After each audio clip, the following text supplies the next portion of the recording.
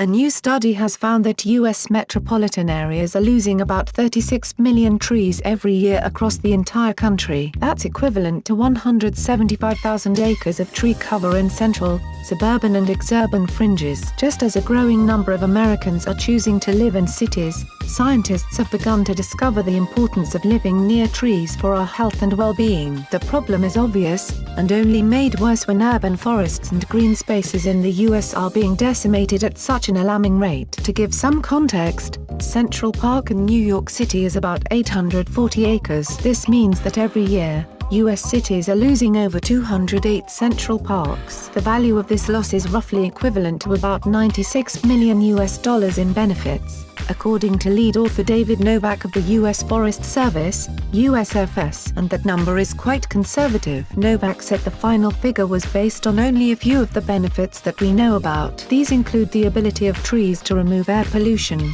sequester carbon, conserve energy by giving shade to buildings and reducing power plant emissions. Novak and his co-author Eric Greenfield from the USFS used paired aerial photographs from Google Earth to monitor forest coverage in 1,000 locations for each of the 50 states across the U.S. from 2009 to 2014. They found widespread devastation of urban trees and green spaces, with about 23 states experiencing a significant loss of tree coverage. Percentage-wise, the cities that experienced the greatest loss of trees were Rhode Island, Georgia, Alabama, Nebraska and the District of Columbia. Of all 50 states, only 3, Mississippi, Montana and New Mexico, experienced an increase in urban tree population, and all 3 were by non-significant amounts. Novak told Scientific American that he attributes the losses to the expanding urban population, the natural life cycle of trees, storms like Hurricane Katrina, which knocked out a third of New Orleans' shade trees,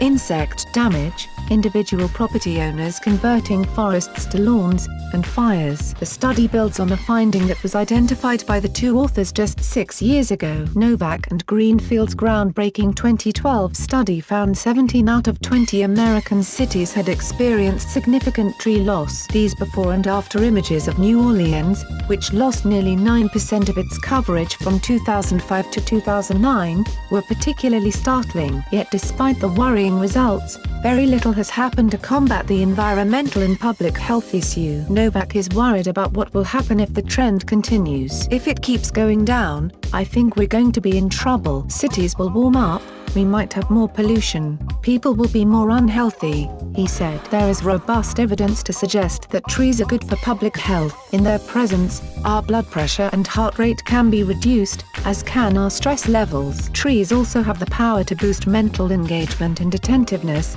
comfort and happiness. Still, it appears that the American public doesn't quite understand the seriousness of the problem. Too many people think that living in closer contact with nature is nice, it's an amenity, it's good to have if you can afford it. William Sullivan, who studies the effect of tree cover on urban crime and was not involved in the new study, told Scientific American they haven't got the message that it's a necessity. It's a critical component of a healthy human habitat. In many ways, the reality of climate change has woken city residents up to this message. Eric Sanderson, a Wildlife Conservation Society ecologist, said he has found that people can be persuaded by the importance of trees when they hear that their city will be growing ever warmer in the coming years. In California, for instance, shade trees were found to reduce the surface temperature of asphalt by up to 20 degrees Celsius, 36 degrees Fahrenheit, and of the passenger compartments of parked cars by 26 degrees Celsius, 47 degrees Fahrenheit. As global warming begins to threaten urban metropolises, shade will become ever more valuable. There's also water to consider. Many cities around the U.S. use trees to capture and contain water to reduce runoff.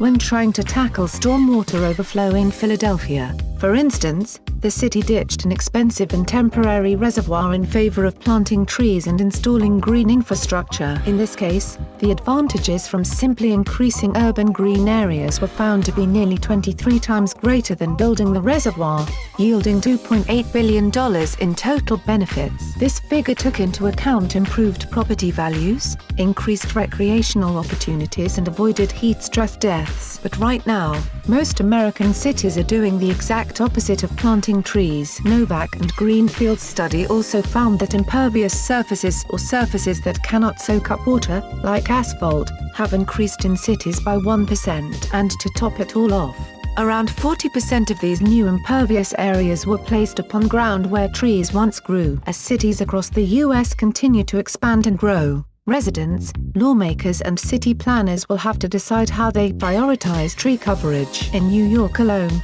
the city has room for another 200,000 street trees, according to Jennifer Greenfield, the city's Assistant Commissioner for Forestry, Horticulture and Natural Resources. The state of California has room for 236 million. Urban forests are an important resource, Novak said. Urban foresters, planners and decision-makers need to understand trends in urban forests so they can develop and maintain sufficient levels of tree cover, and the accompanying forest benefits, for current and future generations of citizens. Share this video with your friends and family. Like and share this video on Facebook and Twitter if you agree. Don't forget to support this channel by clicking on the donation link down below and subscribing so you never miss any of our trending reports. What do you think about this video? Scroll down to comment below. Now if you are seeking the latest trends in fashion, and electronics and gifts and more at the best prices, please feel free to visit www.atthesmall.com. Once again, that is www.atthesmall.com.